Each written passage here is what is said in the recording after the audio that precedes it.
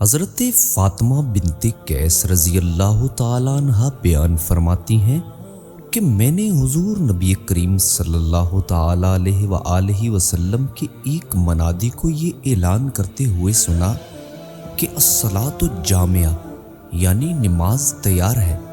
چنانچہ میں مسجد گئی اور حضور نبی کریم صلی اللہ تعالیٰ علیہ وآلہ وسلم کے ساتھ نماز پڑھی۔ میں عورتوں کی اس صف میں تھی جو مردوں کے بالکل پیچھے تھی۔ جب حضور نبی کریم صلی اللہ تعالیٰ علیہ وآلہ وسلم نے نماز مکمل کی تو مسکراتے ہوئے منبر پر تشریف لائے اور فرمایا، ہر شخص اپنی نماز کی جگہ پر بیٹھا رہے۔ پھر فرمایا کہ کیا تم جانتے ہو کہ میں نے تمہیں کیوں جمع فرمایا ہے؟ صحابہ نے عرض کیا، اللہ اور اس کے رسول بہتر جانتے ہیں۔ آپ صلی اللہ تعالیٰ علیہ وآلہ وسلم نے فرمایا، اللہ کی قسم میں نے تمہیں کسی بات کی ترغیب یا ڈرانے کے لیے جمع نہیں کیا، میں نے تمہیں صرف اس لیے جمع کیا ہے کہ تمہیں یہ واقعہ سناؤں۔ تمیم داری ایک نصرانی شخص تھے، وہ میرے پاس آئے اور اسلام پر بیعت کی اور مسلمان ہو گئے اور مجھے ایک بات بتائی جو اس خبر کے مطابق ہے جو میں تمہیں دجال کے بارے میں پہلے ہی بتا چکا ہوں۔ چنانچہ انہوں نے مجھے خبر دی کہ وہ بنو لخم اور بنو جذام کے 30 آدمیوں کے ہمراہ ایک بحری جہاز میں سوار ہوئے۔ انہیں 1 مہینے تک سمندر کی موجیں دھکیلتی رہیں، یعنی سمندری طوفان کا ان کو سامنا کرنا پڑا۔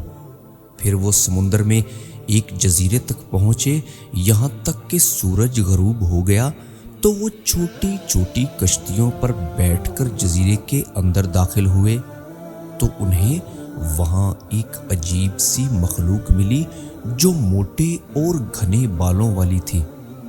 بالوں کی کثرت کی وجہ سے اس کے اگلے اور پچھلے حصے کو وہ نہیں پہچان سکے، تو انہوں نے کہا کہ تو ہلاک ہو تو کون ہے؟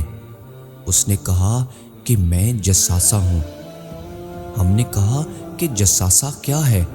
اس نے کہا کہ تم لوگ گرجے میں اس شخص کے پاس چلو جو تمہاری خبر کے بارے میں بہت بے چین ہے۔ جب اس نے ہمارا نام لیا تو ہم گھبرا گئے، کہیں وہ شخص شیطان نہ ہو۔ ہم جلدی جلدی گرجے تک پہنچے، وہاں اندر ایک بہت بڑا انسان دیکھا۔ ایسا خوفناک انسان ہماری نظروں سے نہیں گزرا تھا۔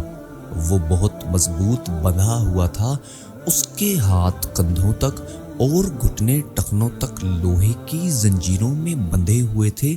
ہم نے پوچھا، تو ہلاک ہو تو کون ہے؟ اس نے کہا کہ جب تم نے مجھے پا لیا ہے اور تمہیں معلوم ہو گیا ہے تو تم مجھے بتاؤ کہ تم کون ہو۔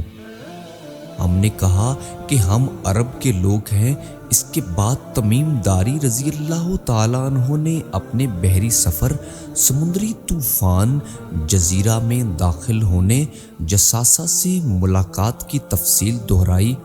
اس نے پوچھا کہ کیا بیسان کی کھجوروں کے درختوں پر پھل آتے ہیں؟ ہم نے کہا ہاں۔ اس نے کہا وہ زمانہ قریب ہے جب ان درختوں پر پھل نہیں آئیں گے۔ پھر اس نے پوچھا کہ بحیرہ تبریہ میں پانی ہے یا نہیں؟ ہم نے کہا ہاں، اس میں بہت پانی ہے۔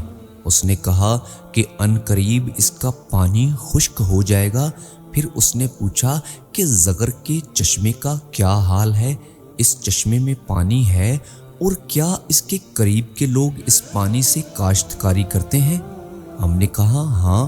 پھر اس نے پوچھا امیوں کے نبی کے بارے میں بتاؤ کہ انہوں نے کیا کیا؟ ہم نے کہا کہ وہ مکہ سے ہجرت کر کے مدینہ منورہ چلے گئے۔ اس نے پوچھا کہ کیا عربوں نے ان سے جنگ کی ہے؟ ہم نے کہا ہاں۔ اس نے پوچھا انہوں نے عربوں سے کیا معاملہ کیا؟ ہم نے اس کو تمام واقعات بتائے۔ جو لوگ عربوں میں عزیز تھے ان پر آپ نے غلبہ حاصل کر لیا اور انہوں نے اطاعت قبول کر لی۔ اس نے کہا کہ ان کے حق میں اطاعت کرنا ہی بہتر ہے۔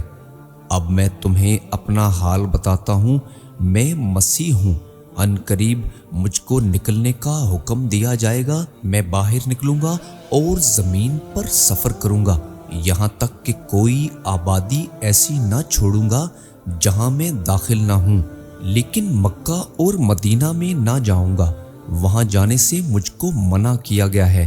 جب میں ان میں سے کسی میں داخل ہونے کی کوشش کروں گا تو ایک فرشتہ تلوار لیے ہوئے مجھے روکے گا۔ ان شہروں کے ہر راستے پر فرشتے مقرر ہوں گے۔ یہ واقعہ سنانے کے بعد رسول اللہ صلی اللہ علیہ وآلہ وسلم نے اپنا عصا مبارک منبر پر مار کر فرمایا، یہ ہے طیبہ، یہ ہے طیبہ یعنی المدینہ۔ پھر آپ نے فرمایا، آگاہ رہو، میں تم کو یہی نہیں بتایا کرتا تھا؟ ہوشیار رہو کہ دجال دریائے شام میں ہے یا دریائے یمن میں ہے، نہیں بلکہ وہ مشرق کی طرف ہے، وہ مشرق کی طرف ہے، وہ مشرق کی طرف ہے۔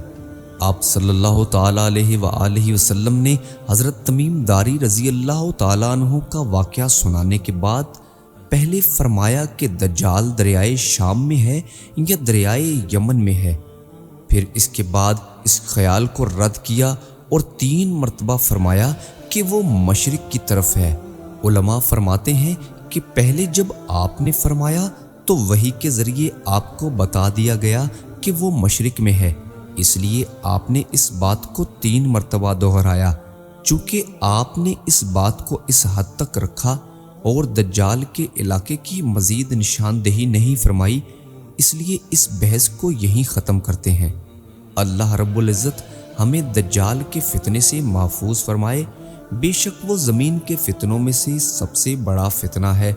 اللہ کریم اپنے پیارے محبوب کریم صلی اللہ تعالیٰ علیہ وسلم کے طفیل اس امت کی خیر فرمائے اور ہمارے حال پر اپنا رحم فرمائے۔